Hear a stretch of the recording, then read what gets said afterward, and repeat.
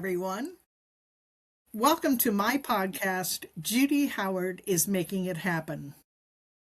Today, I am excited to introduce to you a guest that I have invited to the show. Suzanne Loeb is a transformational learning designer and creator of educational programs, and she is here to tell us about her newest project, Your Story Redo. Welcome to the podcast, Suzanne. Would you like to tell your folks here a little bit about yourself and why you got into this and what your interest is? Well, to tell you about myself is a long story. I've been around the block a few times. I have always been intrigued with learning. I remember my little classmate saying, "I don't want to do that." But I said, "Yes, bring it on." And when I had an opportunity to go back to school and get a degree, a master's in learning design and technology, I grabbed it. I would like to tell you that this career move really changed my life. Thought I was done. I thought I was retired. I thought I was going to bake bread and pickle vegetables, get a dog. I did get the dog. However, I am now learning about learning and about technology. And you can ask me any question you want, and I'll tell you honestly, it's a big subject. It is. I had laughed because I too retired when I was 62. I was a dog groomer all my life, and I retired at 62, and here I am turning 80, and a whole new career in front of me. So how interesting. And so when you retired and now you're doing this, is that correct? That's right. Okay. So yes. Tell a little bit about, well, before we even begin, here's what I want to ask you. If our listeners stay and listen to everything you have to say today, what will they take away if they stay and listen? How will their lives be transformed if they stay to listen to this? If they stay, they're getting your wisdom and my wisdom about life and learning and maybe everything in between. I like the idea of taking a subject and just following it. Sometimes there are rabbit holes, I have to admit, but I'm like a beagle, or maybe that's a rat terrier. I don't know. I'm like a rat terrier. I'm after those rats, and I'll go down that hole. Well, super. Well, you could tell a little bit about yourself because for you folks, Suzanne has given me this accolade of all she has done. Could you share with the listeners just a little bit about your background? My goodness, I'm impressed. I'm intimidated. So tell them a little bit about all you've done and what you're trying to do now. What I've done is dabble. I've dabbled. I've done a little bit of everything. I had a dating service. I sold real estate. I sold insurance. I was a clerk who folded insurance policies and put them in an envelope. I worked in safety. I worked in workers' compensation claims. I became a safety director of a large organization, and I enjoyed that. I was able to put my talents and my knowledge to work there, and I also did some consulting as a safety consultant. But what I think, now going back to your question, what I think people will walk away with and saying, wow, all my experience does mean something. And that's what I mean when I talk about transformational learning experience, bringing into the lessons a richness, a dimension. Now, some people might think I just made that up when I say I'm a transformational learning designer. They say, oh, you made that up, Suzanne. And I'm going to say, no, I didn't. Because there is a place. Now, learning designers take a learner, a student, a person from point A to point B, and they find that gap in knowledge, they test it, they analyze it, and then they create lessons and they test it again. It's very much a science. It's not like downloading a student worksheet from Canva and fixing a little few places here and there in the corners. Filling in the blanks. Filling in the blanks, right. Yes, making that blue instead of red. What transformational learning is all about is immersive learning. So I take the student from where they are to where they want to be, and I fill in that gap and I do all the steps, but then I give them a super duper learning immersion experience and make it as engaging as I can, as involved as they want it. So that's what I mean. That's a very rough definition of transformational learning design. I can tell the listeners a little bit about your story redo because, as Suzanne just explained, she takes them and immerses them in this program, basically. And that's when I came to meet Suzanne because I think it's been about a year now, hasn't it been? Yes. I can't believe it's been that long, but about a year ago. First of all, I'm an author. I have published 8 books. I am a creative writer. And when I met Suzanne, I had decided to start this podcast. And I thought, how hard could that be? Because I'm an author. I can write. And come to my surprise that writing a podcast is way different than writing a book and telling a story. So I joined Toastmasters because I thought I needed practice with public speaking. And I met Suzanne in Toastmasters. And she's a distinguished speaker in Toastmasters. And so I joined Toastmasters with the idea that I would learn how to speak and get over all of this anxiety that I was suffering from. So Suzanne just happened to be needing volunteers for beta testers for this Your Story redo. Excuse me. So I knew how to overcome writer's block. I knew how to take deep breaths, and I knew how to walk away, take a walk on the beach, all these things to overcome my writer's block. But nothing was working and in this podcast writing content.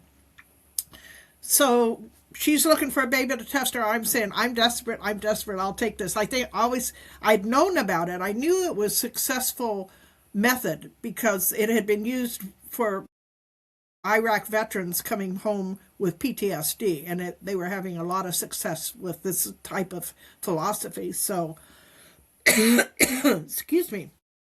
So anyway, I said, I'll volunteer. And it was a 30-day test. 30 days I committed to this Your Story redo. And I want you folks to know that it changed my life. It opened up something in my head, and what it is, Suzanne's going to explain how it works. Not me. I just know it worked. And here I am doing a podcast. It's very successful. I'm so relieved. And so I'll turn it over to you, Suzanne. Why don't you tell them a little bit? I have some questions here for you. I'm ready to answer them. Well, I'll tell you how it works. What Judy mentioned is emotional freedom technique. I trained with Gary Craig a long time ago. We're talking 90s. So you have an idea of how old I am if you can do the math. Gary Craig took a method from a psychiatrist who successfully cured phobias. That was his thing. Gary Craig says, I love this. I'm bringing it to the masses. And he did. Now, a lot of people were appalled that people would actually do this. And Judy, I will demonstrate it for your guests. Yes, do Okay. that. Emotional freedom technique was thought to work on the acupressure points that we have all over our bodies. Now, science tells us otherwise, that they were almost right, that we have running through our entire bodies another vascular system. It's called the primo vascular system. And if you can imagine little hair-like tubes bringing nutrients throughout your whole body, it lays right on top of the regular vascular system. We all know veins and arteries, and our lymph system. And it is near the surface. So when we tap, it is moving things. And the sequence goes from head around through the lymph, and you'll see this later, and up to the head. Now, there was a lot of woo-woo stuff back then, like tarot cards, and, people lumped it all together. Now, I'm not knocking tarot cards. I will tell you, they work for a different reason, but we'll go to that later. So what the EFT tapping is, and I've reduced it to 9 clinical points that are used now in medical fields, psychology.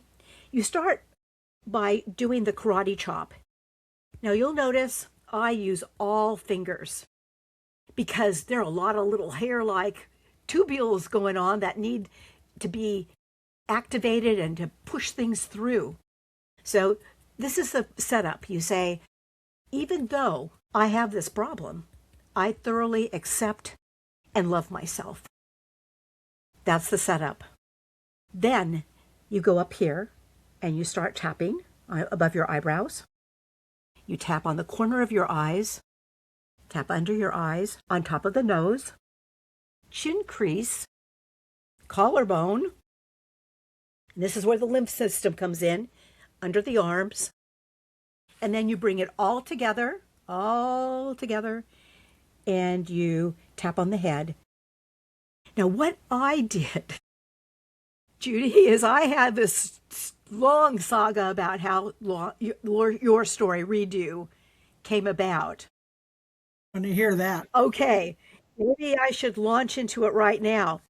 About 6 years ago, I was so disorganized, and I went and found this old card system I developed from reading a lot of books. And they were actually like 3x5 cards, but I'm now using, and this is an old card, but I was using these cards to stay organized. And I had this box. I still have the box here.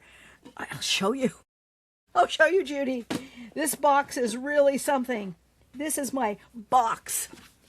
And my cards are all in here. I didn't trust the desktop of my computer. What if it would blow up? I always have my box. So I started using these cards, and then I thought, Gary Craig, EFT. I'm so stressed when I'm organizing, I'm going to do tapping. And somehow it worked to help me feel less stressed. So I developed this card system of saying affirmations, using the cards, and I brought this system to a Toastmasters group that's no longer in existence. They loved it. They said, Suzanne, you've got to make this viral. I was in a writing group at the time, and the leader said, hey, I know an editor who is freelance, and she'll help you out. She'll help you develop this. I was really excited. I went to meet with her, and I showed her everything. I showed her the tapping. Yeah. So when you do this tapping, if I remember, there was a system, here and here and then. Yeah, there are affirmations. Yeah, there are affirmations. I did affirmations as I tapped. Yeah, each one had an affirmation that you said to yourself. Now, the The regular EFT that I think is still on YouTube, and it works. Let me tell you, moving those little tubules, getting them all revved up and moving through your body is what is working. But the affirmations are like another layer. They help bring, when you say something, your ears hear it and your body absorbs it. And your brain says, yeah, that's true. That's your truth. So when people say, I'm a mess, which I did, life is messy. If you say, and I'll talk about stair stepping later, if you say, I can learn how to be tidy, I can learn how to make my life organized, I can do this. If you say those types of affirmations, you are on your way to making it happen. Like Judy makes it happen.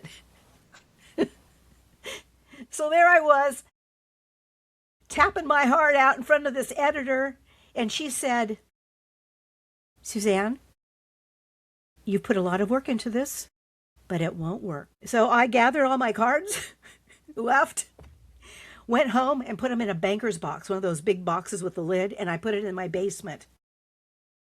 And then, this is a really fascinating part, because you can find this story on the internet. The Chesterfield, in Virginia, prison system had or still has, a very open-minded sheriff. And he let the prisoners do experiments and have self-supporting groups. They did a CBS special on this jail that has like a 77% success rate. People who leave that jail, only 23% of them go back.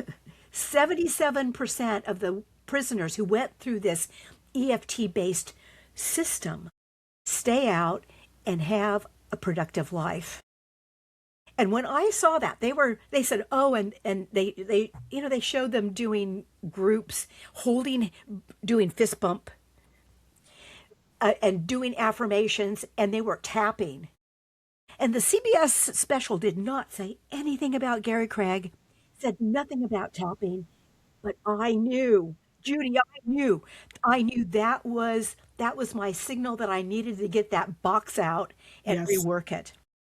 And that's what our Toastmaster group did, Judy. I will always be grateful for the people who saw these early cards. I have an early card here. These early cards, and gave me feedback about how to make it better. So that is your story redo in a nutshell. It includes EFT, which is the big engine. However, it also includes the compassionate observer. And that is that part of us that can see and hear what we're doing. Like we can see our hand and say, oh, that's my hand. There's my hand gripping. That compassionate observer is there. Now, a lot of people have mentioned the observer. However, they haven't told us its important role, which is to bring compassion to us. We need to treat ourselves more compassionately.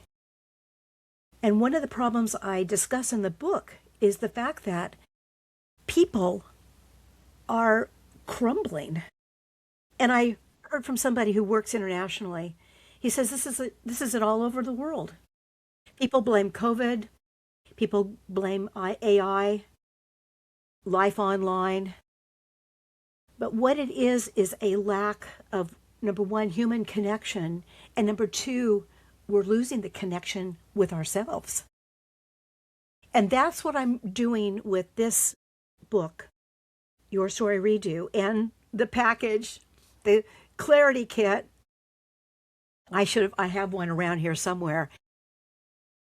It is to help us come back to ourselves and say, how do I feel? What does that mean? How do I get from point A to point B? And how do I get to the next steps that I need to make my life better?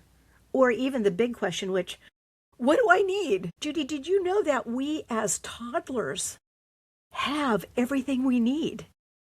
Toddlers feel compassion, sympathy, empathy.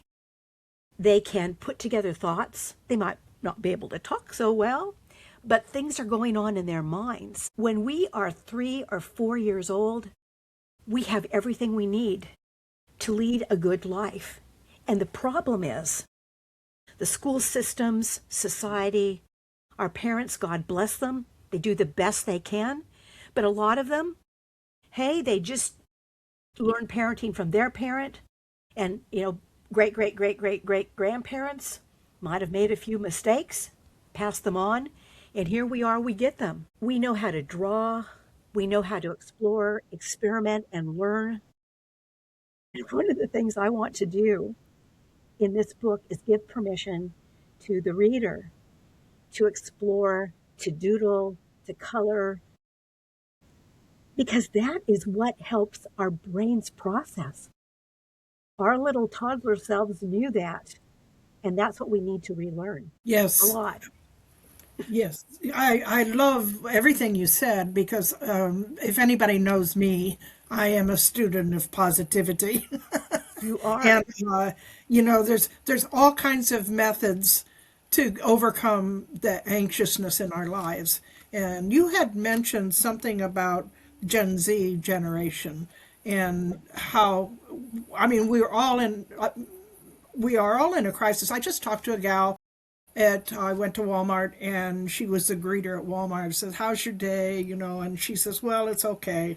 So she tells me that about how she had her granddaughter, her daughter had turned 21 or something, but her husband, her son-in-law, this woman's son-in-law, had died at the age of 45 from a heart event. And my first thought goes to it was drugs, because so many young people are.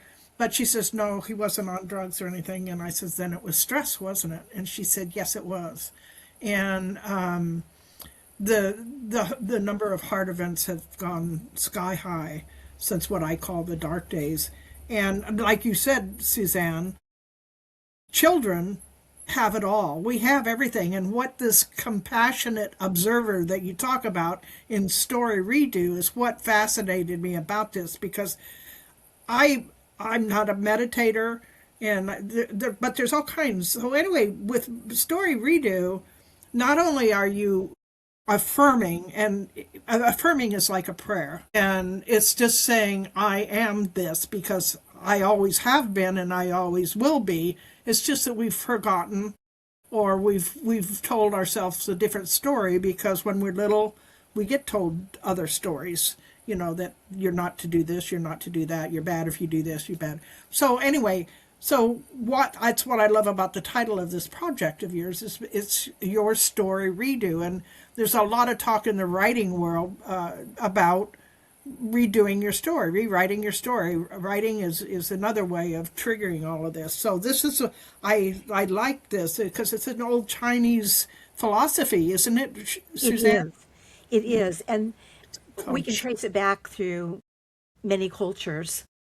But the Chinese we know, they've published, they've passed it on, and we know it works. Yes. Yeah.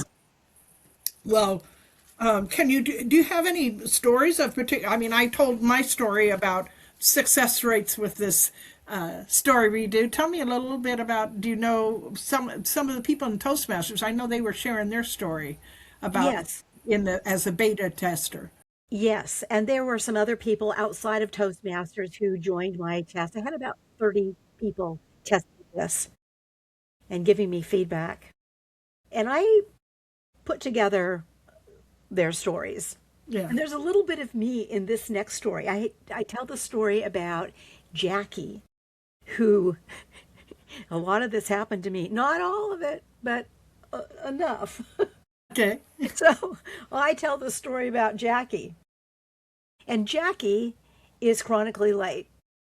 But most people say, oh, hey, she'll be here in 5 minutes. Oh, give her 10 minutes, she'll be here. And then Jackie gets a new boss. And Jackie can no longer slink into the back of the conference room and take a seat. because her new boss has his eyes on her and she feels it. After she was late a few times, he called her into his office and said, Jackie, coming in late is disrespectful to me and to everyone in that group, in our group. And Jackie was stunned. She never thought of her disrespecting people. That was not her intention. And so she goes home that night and she finds Your Story Redo conveniently on Amazon in ebook form. So she downloads it. And she starts reading about why this works. And she decides to try it. So she lays out, later she gets cards. She lays out her cards and starts the sequence. She starts by connecting with her compassionate observer. This is a very important part of the process. And she connects with her compassionate observer. And you're right, Judy. Many of us don't like meditating. People say, empty your mind. Just relax and take deep breaths. Yeah. I'm still not in meditation state. However, what I can do is I can imagine myself, my perfect self, sitting across from me, just as I would look in a mirror. And that perfect self is the self that would have been there if that little 3-year-old Suzanne was allowed to grow up in perfect circumstances. That's what I'd be looking at. So that Suzanne looking at me at the mirror has compassion for what me, Suzanne, is going through. And that's what Jackie said. Jackie couldn't imagine herself compassionate, so she thinks about her friend Lisa, who she loves and who loves her. That's good enough. It's a very forgiving process. So she feels safe and she feels loved and she feels good. And at that point, she starts the tapping. She looks at her worksheet and starts organizing her thoughts. Her first thought is, my old story is, I can't be on time. I'm afraid I'm always going to be late. I can't be on time. Then she thinks about the perfect world. That is the world in where she gets to choose her story, and her story is, I arrive calm and confident. I arrive feeling good. She holds on to that thought, and then she starts looking at her old story. Now, we all tell our story with watchwords. I call them watchwords. These are the words that our subconscious recognizes. We recognize fear was hers. And so she says, fear. She puts it in the box, the sheet, the worksheet. She says, fear is my watchword. Then she goes back up to that wonderful story that she just wrote about herself, always being on time. And she said, calm and confident. I'll use both of them. So she says, I want to be calm and confident. She sets up her affirmations. The first affirmation she'll say with the karate chop is, even though I have this story, she knows she's not her story, even though I have this story, that I am always late, I thoroughly love, support, and accept myself. You don't have to say anything special. Just love and accept yourself. That's it. Then she goes on to the tapping points.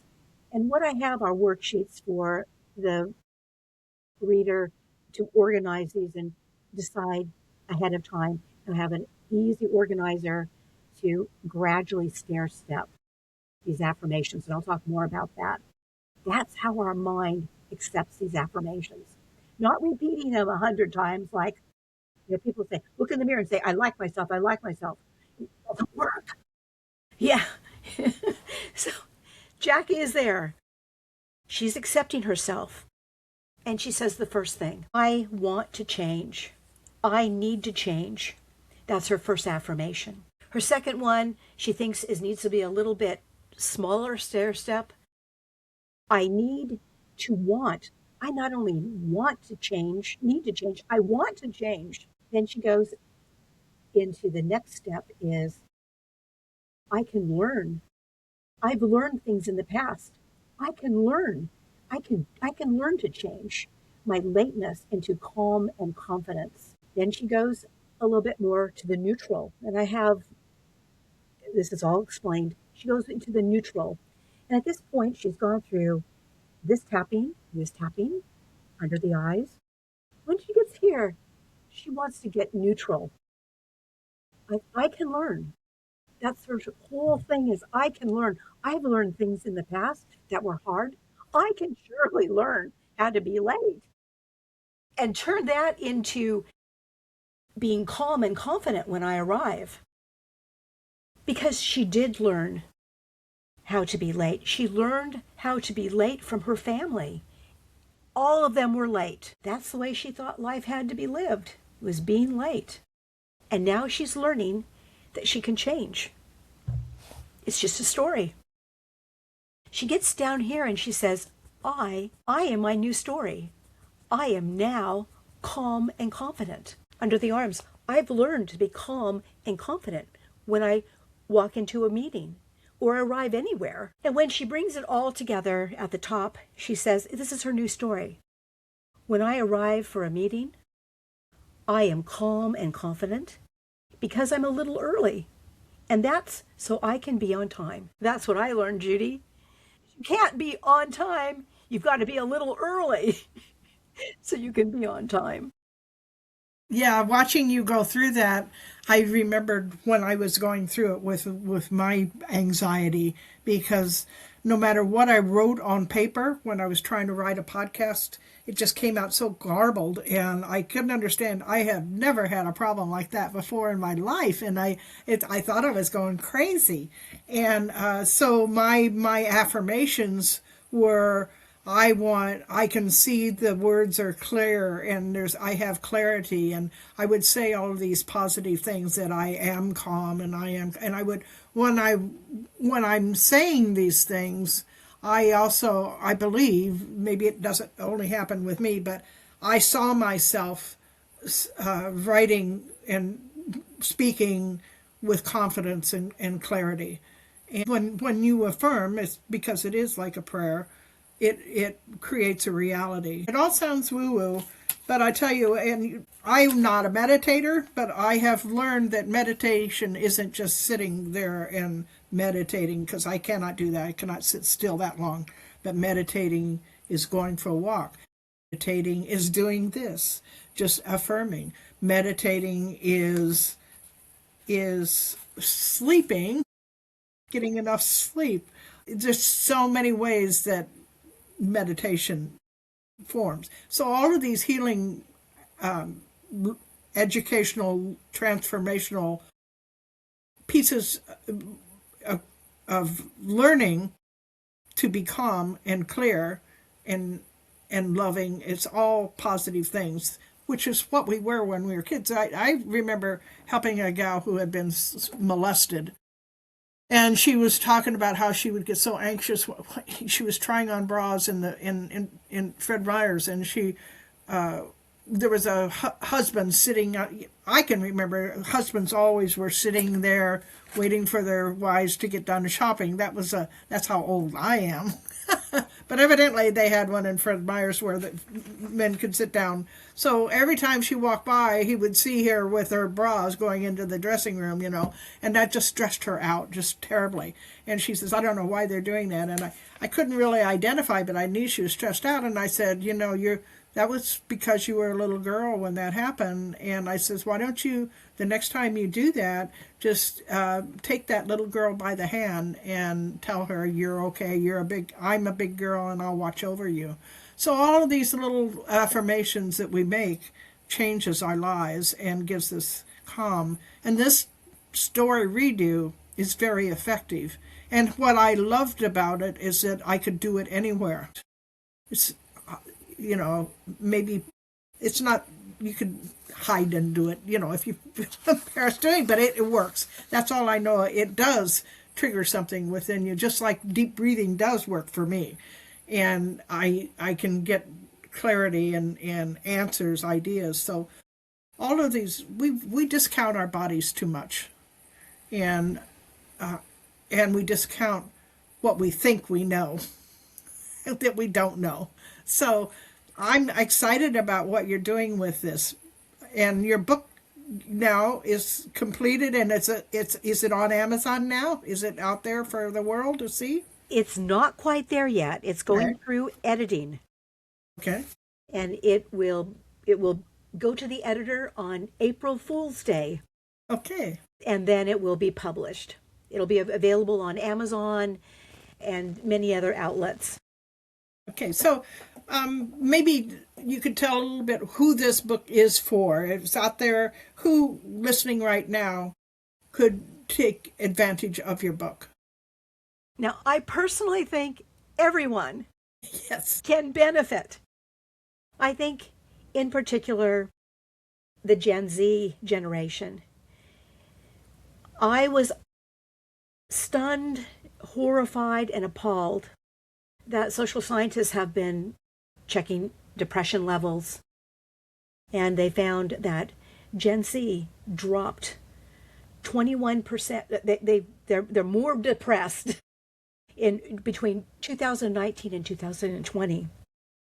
And I've got the story, and I'm telling you that this is crisis time. That they have this generation needs our help. And I think that the other generations that came before them need to step up and help them out. So this is my help. This is my contribution for Yes. Gen Z and for everyone else out there who senses that there's something more inside. That yes, there is.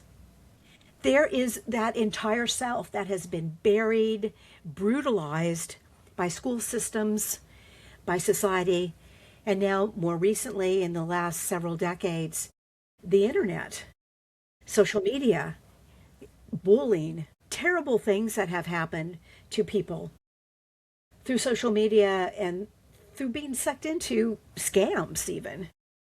So we don't need to get rid of everything. We just need to bring our wisdom to the younger generations and help them see that there's a different way. There's a reason why cursive writing is necessary. There's a reason why you have to be able to sign a check. There are reasons why you need to take care of yourself and give yourself the rest, nutrition, and time you need to process. So these are the messages I think that we can all bring. And I begin right now with this book, which is directed to anyone who is over the age of 20. I don't write children's books. Who knows, I might someday. But this one is for young adults through, I don't know, 99-year-olds who are still reading and saying, there's something more I can do here. There's something more that's within me.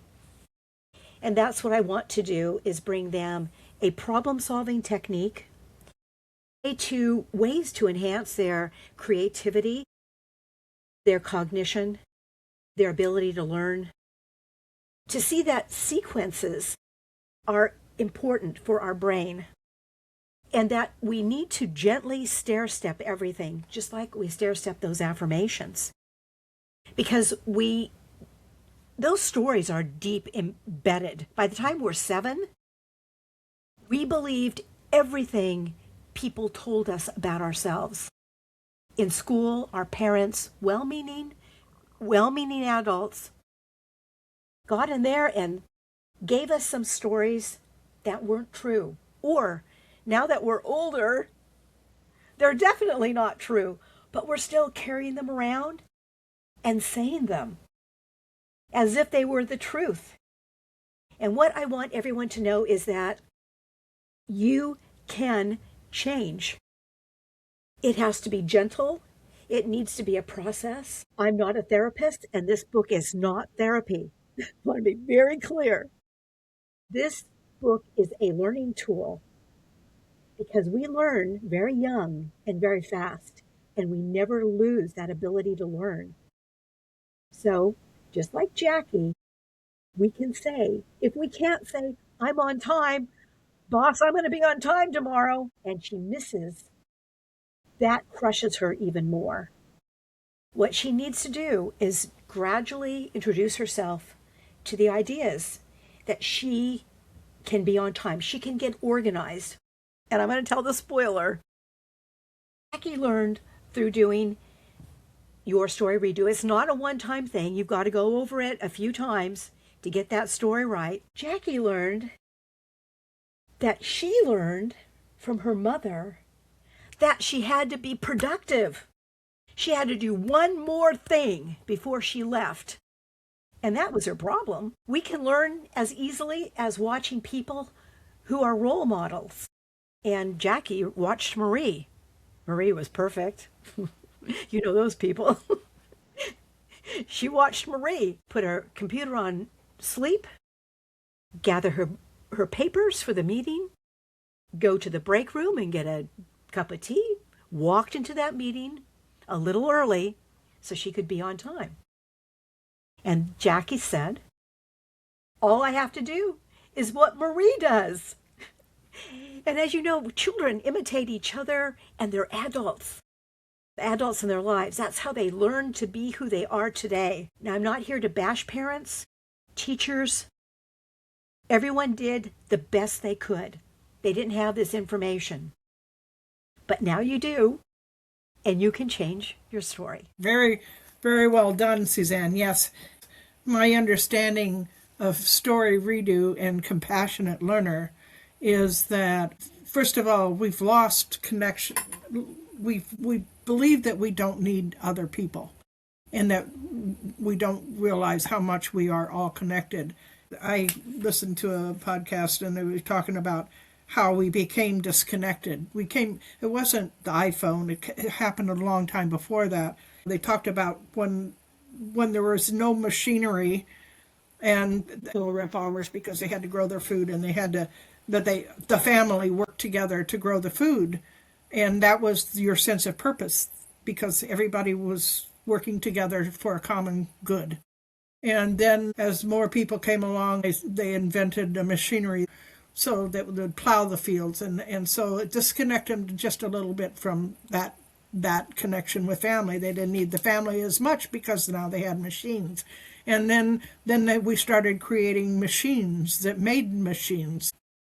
And each time we became a little further away from the earth and each other. The iPhone, is just the final kick in the butt. And I've done a lot of research on depression because I wanted to be a motivational speaker over a year and a half ago, almost 2 years ago. But I didn't think I was worthy of doing that. So I did all the research, and the younger generation was in crisis then, even before the dark days happened. And the Gen Z, the reason they are so anxious is because they don't know how to connect and support each other. That, to me, is the crisis.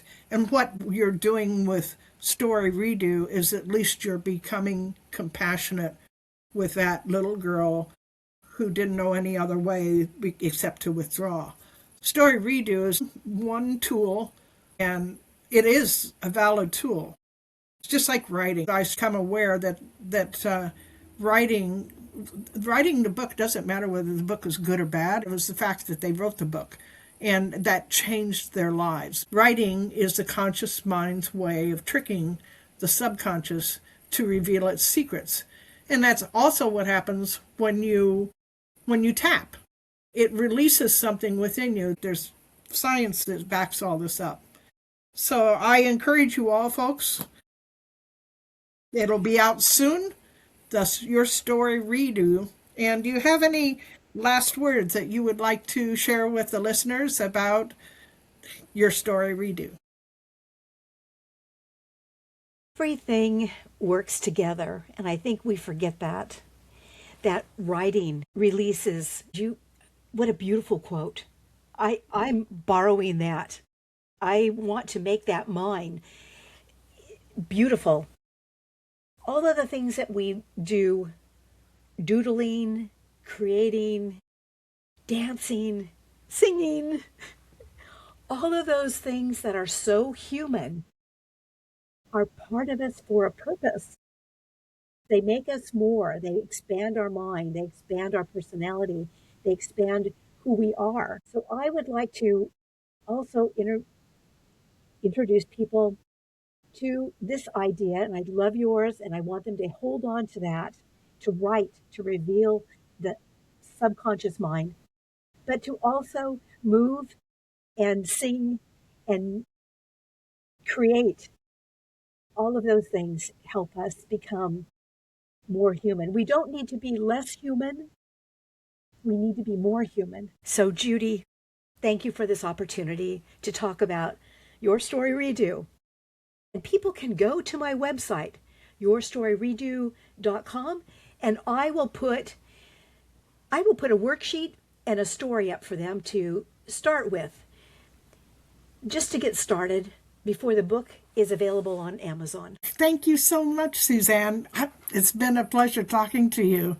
And for your listeners, we would love to hear if you want to make comments below and tell us what you think. And if you tried this story redo and the tapping, let us know how it's working for you. I'd love to hear from you all. And with that said, if no one has told you yet today, I want you all to know that I love you, and I know Suzanne loves you too, and we both believe you matter. So I am Judy Howard, and this is Suzanne Loeb.